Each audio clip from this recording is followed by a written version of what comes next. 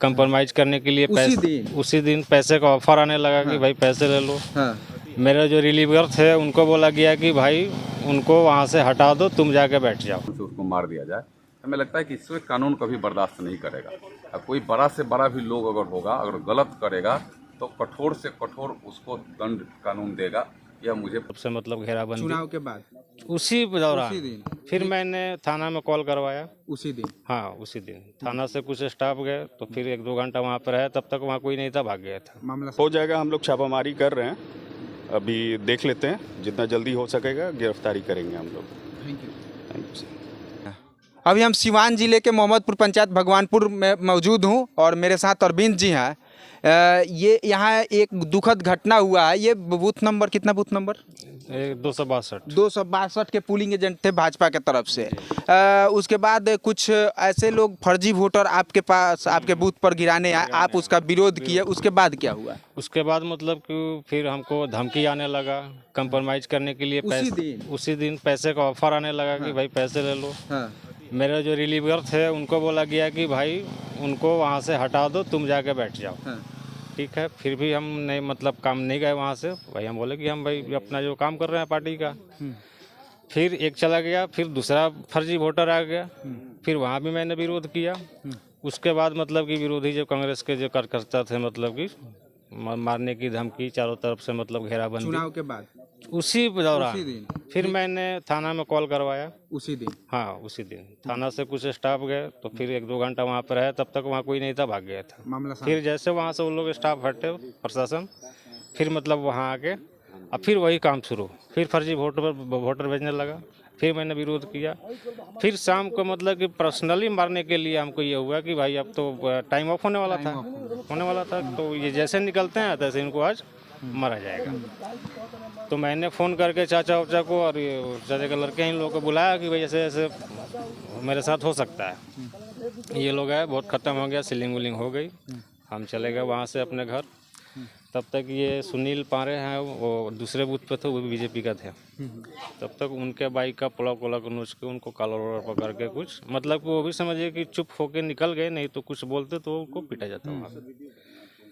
फिर हम लोग शाम को आए, ये सब बात ख़त्म हो गई। चाचा के द्वार पे बैठे थे, 9-10 रात बज रहा था। तब तक 2-3 आदमी उसी गुट में से इस गांव से उधर मतलब इधर आया था, फिर उधर अपने घर की तरफ जा रहा था। तो ये बोलते जा रहा था कि इसको 10 दिन के अंदर मार देना है हमको। आप सुन ली? हाँ, वहीं हम बैठे थे, जैसे कि वो रोड है, मान के चलिए वो जो पाजा है, हम यहाँ बैठे हुए थे। और फिर ये कल का घटना ये हुआ।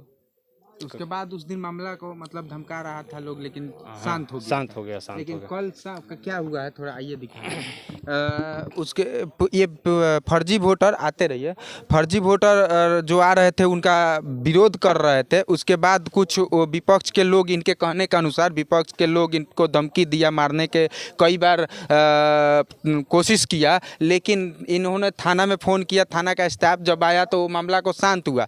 लेकिन चुनाव के लगभग 5 दिन बाद, लगभग 4 दिन बाद ये आपके घर पे, ये बताना है घर समझिए, यहाँ पे रहता था आदमी। बाइक भी जला हुआ है? बाइक है, साइकिल है। हम लोग 2 भाई यहाँ पे सोए थे। अच्छा, आप यहीं पर सोए थे? इसी ये बेड है, ये बेड है? करके दिखाइए, देखिए बिछौना सब है, मच्छरदानी सब लगा था। अच्छा, ठीक है। तो ये समझिए कि मतलब कि दोनों भाई को जलाने के व्यू से आग लगाया गया।